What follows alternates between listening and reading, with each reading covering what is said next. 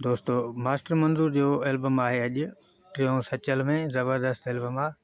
सुठो एल्बम आहे, सुठो हलियो हो इन दौर में। ऐं हीअ एल्बम 2006 में रिलीज़ आहे। इहो छाजे करे 2006 में आयो आहे तव्हांखे ॿुधाईंदासीं। हिन जा कलाम जेके आहिनि मुंहिंजो जेको पसंदि जो आहे उहो ॿुधायां तव्हांखे।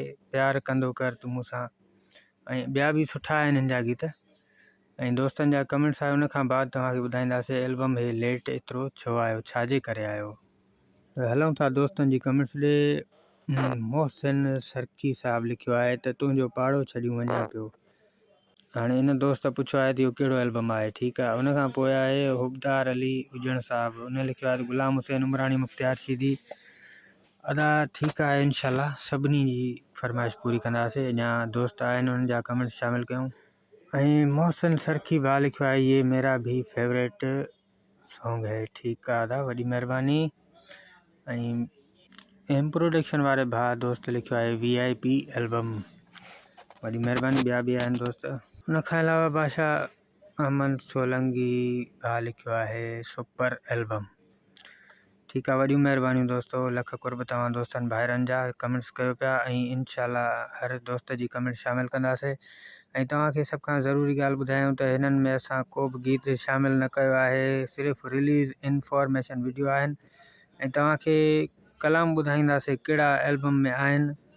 जीअं त दोस्त हिकिड़े कमेंट्स कई त मास्टर मंज़ूर जो इहो फलाणो कलाम कहिड़े एल्बम में आहे। सो इन करे ई असां इहो कमु कयो आहे त जीअं दोस्तनि खे ख़बर पए। आहे 3-4 मिंट जो वीडियो आहे, ॾिसी करे माण्हू एल्बम जी मालूमात हासिलु करे सघे थो। ऐं काफ़ी दोस्त जेके नवां आहिनि उन्हनि खे बि आहे गुज़ारिश।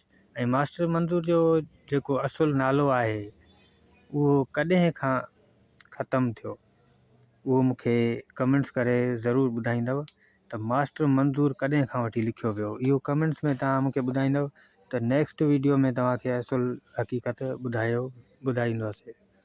ठीकु आहे दोस्तो। ऐं हाणे हलूं था हिन जे कलाम ॾे। त हिन में वही धकिड़े जो पहिरियों कलाम आयो आहे। सचल में केतिरा एल्बम कया, पहिरियों ॿियो, इन ॿिन्ही में एल्बम में कलाम न आहे लिखियो कोई बि वहीद। ऐं छो जो हिते वहीद सां घणी दिलि हुई मास्टर मंज़ूर जी। पहिरियों कलाम न आहे बल्कि क़सीदो आहे, या अली मदद कर या अली मदद। ऐं इहो इन ई करे छो जो ही कंपनी थोरी चेंज हुई ऐं ॿिए हंधि हुई, इन करे। ऐं हिन जो मुआदो जेको आहे सखर न इहो सकरंड में थियलु हुयो नाज़ प्रोडक्शन सां। ऐं नाज़ प्रोडक्शन जो एल्बम आयो आहे 13 सिंगार। इहो इन ई करे तव्हांखे ॿुधायूं था लेट आयो आहे, छो जो ओॾे मुआदो थियलु हुयो हिन जो। पोइ मुंहिंजे हिसाब सां 15 एल्बम या 12 एल्बम या 50 एल्बम जो मुआदो हुयो। पोइ उतां पोइ हिते बि वरी सचल प्रोडक्शन में बि वरी मास्टर मंज़ूर जो मुआदो थियलु हुयो।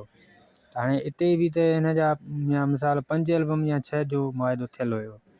पर मास्टर मंज़ूर ही ईअं सम्झो चोरी चोरी एल्बम ॾिनो आहे। ही अञा शायदि कुझु पार्ट मूंखां मिस थी विया आहिनि ॻाल्हाइण जे हिसाब सां, पर वीडियो इलाही वॾो थी वेंदो, काफ़ी दोस्तनि खे परेशानी थींदी।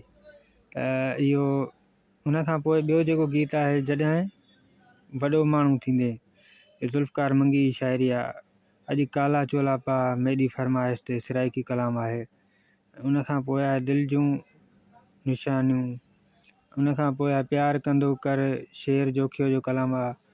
ऐं उन खां पोइ ॿियो कलाम आहे हिन जो मूंखे आधी राति जो।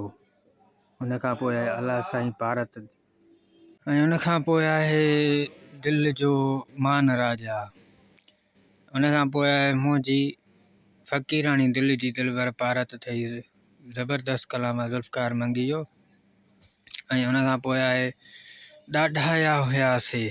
शायदि ईअं लिखियलु आहे, थोरो उन्हनि अजीब लिखियो आहे, इन करे पढ़ण में मुश्किलात आहे। ऐं इन खां तव्हांखे वीडियो कीअं लॻो, वीडियो पसंदि आयो हुजे वीडियो खे लाइक ज़रूरु कंदा, ऐं चैनल खे सब्सक्राइब कंदा। नवनि दोस्तनि लाइ नओं चैनल बि आहे असांजो सिंधी फोक म्यूज़िक।